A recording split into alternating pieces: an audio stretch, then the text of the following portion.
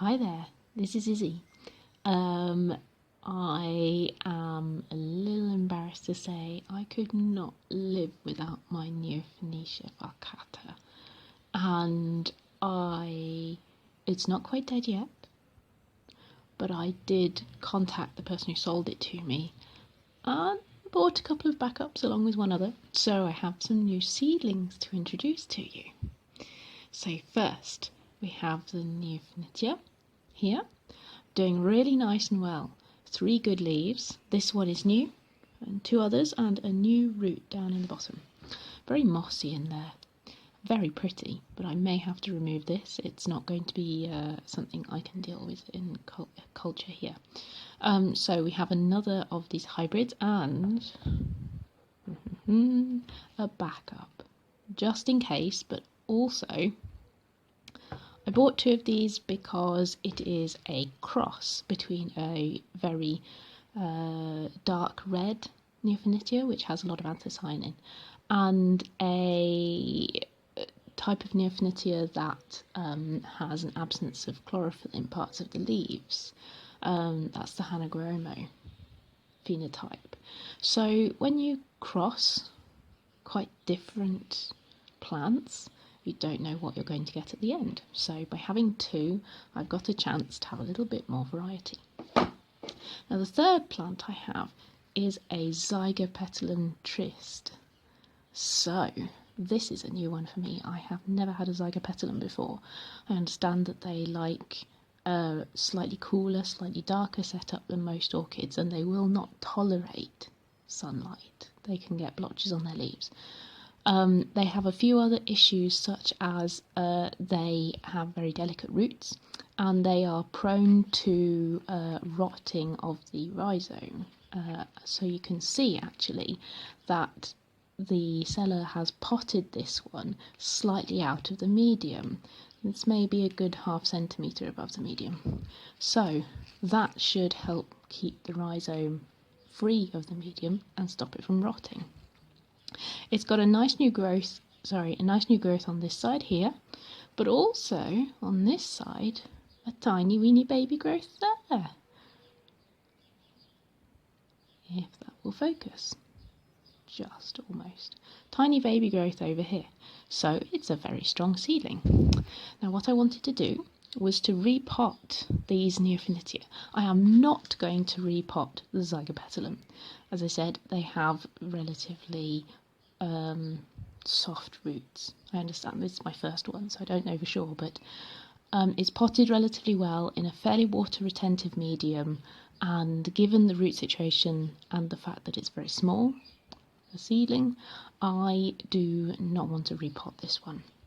I want to leave its roots as intact as possible. So I will be keeping this in this medium, but for these 2 here, I will do what I normally do with seedlings, get them out and take a look at their roots.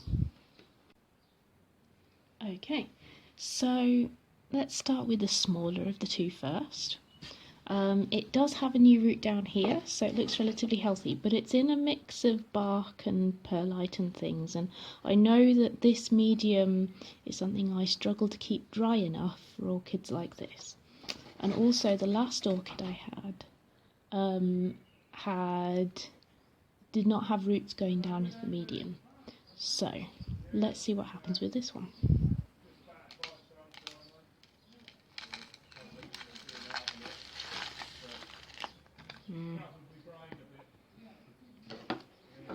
Okay, I thought this might be the case.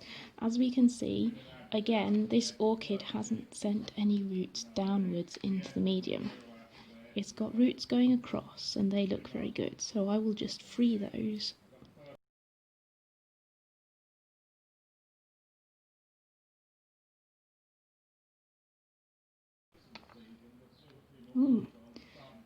There's evidence of a tiny baby snail down there, so I'm glad I haven't kept that. There's also a dead root in here. Maybe it rotted, maybe it was eaten, so I'm glad I'm removing this.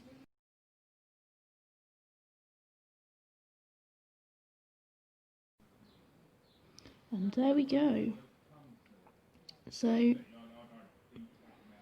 there's evidence of some old roots.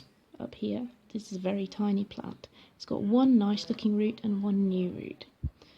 It's clearly not liking the medium it's in, so I have sphagnum moss for this little guy. It's going to be very easy to water, it's going to be easy to keep it aerated, which I think is what the roots are looking for. And it's also going to be much easier for me to see what's going on, because I'm going to put it in a clear pot.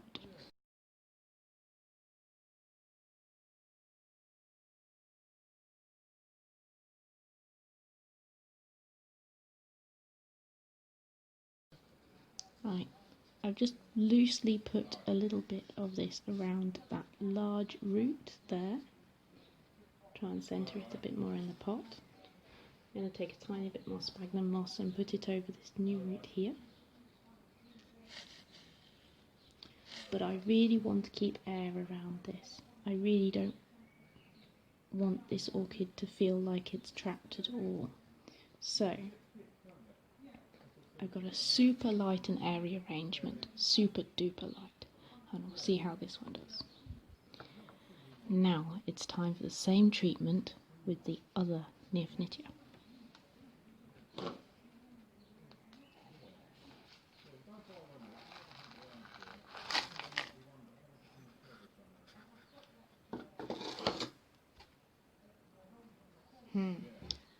I think we might have had a similar problem here. Not much evidence of the roots going down.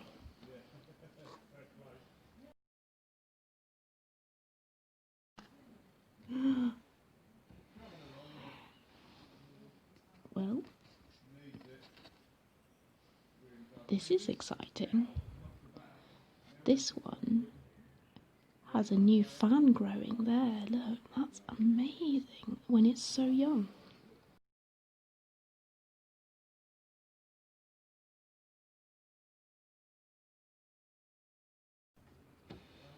Okay, this is really exciting. So this one has a fantastic root system, much better than the other one.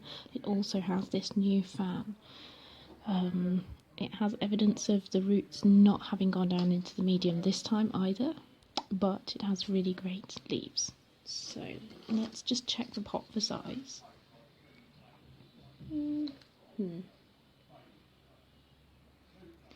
It's a little bit tight, but I think it'll be better to put it in this smaller pot than a larger one. Now,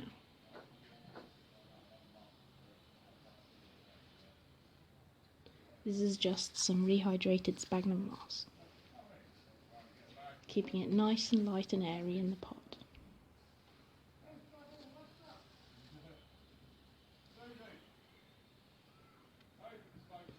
Try and find some nice long strands that I can hold the roots into the pot with.